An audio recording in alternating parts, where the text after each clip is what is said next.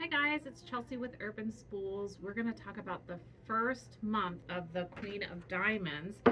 So if you have signed up for this or if you haven't signed up for this, there's still time, but kits are available now, so come and pick yours up. I wanted to talk to you a little bit about the first two blocks that come with month number one. So this is what we are going to be making this month, and I've got a couple of tips and tricks for you. So this is block number one. This is block number two. So you can see they're starting us off with a couple of bigger pieces, and then we're moving into some smaller, more intricate. But the technique is all the same. So if you know how to English paper piece, you are good to go. If you don't know how to, it's super easy to learn. So don't be intimidated by how intricate these look, because it is just the same technique over and over. So English paper piecing is the technique where we are going to be taking cardstock pieces of paper and wrapping our fabric around it to get these intricate designs.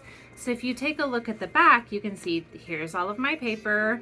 I've wrapped the fabric around. There are different techniques on how to baste our fabric. We can glue baste, we can thread baste. As you can see, I have glued baste all of my fabric around these pieces of paper, and then I have stitched them all together by hand.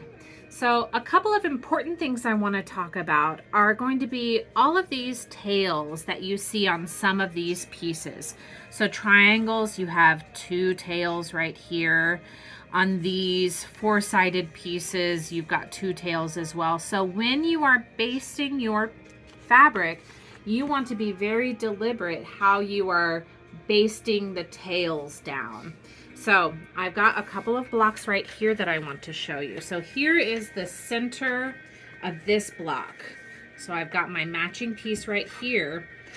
You can see that I have basted my pieces so that my corner edges are facing in the same direction. And I have done that on all of these diamonds. This is really important because this is going to help us allow to basically have a beautiful laying, flatter seam allowance on the back. You can see how right here all of my seams are overlapping themselves. If they weren't, they would be basically fighting for their own space. So by basting these all the same direction, you can then lay them on top of each other, just like this. And I know this isn't how we are stitching this together, but this gives you a good idea of the seams will lay right on top of each other. So when you're basting, it's important that we start on this long side right here and then continue around continuously. You don't want to start on this side and then turn your corner, because that will create opposing seams. So one seam will lay this way, the other one will lay this way. This inhibits us from being able to flip our piece to be able to get good seams all the way around. So for this one, I've already stitched this together. I'm going to be doing a mirror image of my work here.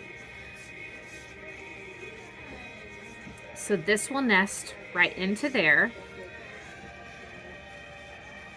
These nest just like that. And then I'll have my inset triangle pieces that will also nest in. And actually, I may have done this backwards, but they do all nest together. Like this. And then I would rotate like that. And that way, that will create this on the back side. So that's the number one thing you need to consider when you are getting ready to start this project. If you're looking at your pattern, if you want to, you can mark the points where you know you need to be concerned. So this center point right here, these outer points right here. So you do have to base these two blocks different from each other, or else they will compete with each other. And if you need more assistance with this, you can definitely talk to one of the members here at Urban Spools. You can get a hold of me. And then I do also know that a great thing that is happening is Tula Pink herself, who designed all of this beautiful fabric that we're going to be using in this quilt, is also stitching this along with us. And she does talk about this as well. So you can take a look at Tula Pink herself talking about it. She's just slightly more famous than me, but not very much. So that's the first month.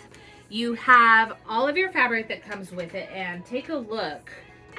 Here's my leftover fabric from this month. So you do get a very generous amount of fabric to be able to fussy cut.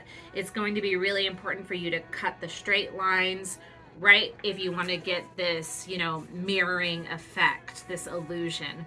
So you do have plenty of fabric. So don't be thinking that they're skimping out and not giving you a lot of fabric. So if that's a hesitation for you, you do have quite a lot of extra. And I can't wait for the next month and the month after that and an entire year, because these blocks are so much fun. They don't take very long at all. You can cut out both of your blocks in one evening, and then from there it's a to-go project. You are not stuck to your sewing machine, which is what I really like about English paper piecing. So I can't wait to see what you stitch, and I hope you join us if you haven't already. Thanks so much, guys.